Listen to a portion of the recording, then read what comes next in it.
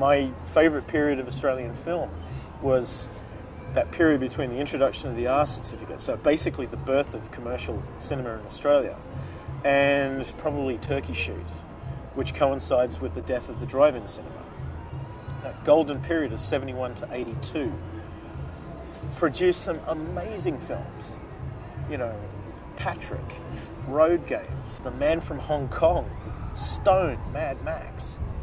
Why aren't we making films like that? I mean, you know, there are incredibly edgy, dangerous, successful films coming from overseas that do really well on the art circuit and occasionally on the commercial circuit, but we aren't creating those films.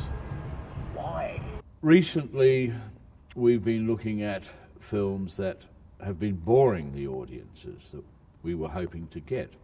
We're all guilty of this.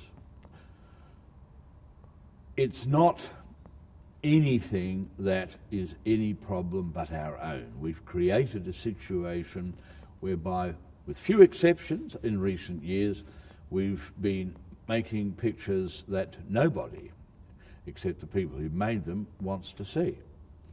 That's a big problem. We've got away from what made Australian film entertaining in the first place. Sandy Harbert, Helen Morse, Ken Shorter, Roger Ward, Vincent Gill, James H. Bowles. All of those people I met in 1967, and in 1973 we were shooting all together under the inspiring leadership of Sandy Harbert, Stone. It had come out of the ensemble theatre tradition. I mean, in Sydney the ensemble had the same kind of energy and resonance that the Pram Factory and La Mama had in Melbourne. That is what cinema is. It's theatre at best. It's not something that should be overly esoteric. There's nothing wrong with exploring ideas. You can be intellectual and still entertaining. You don't have to bore people. And that is the fundamental problem we've had in recent years. I mean, there are some very beautifully crafted films, there are some very well made films, there are some very well directed and even well written.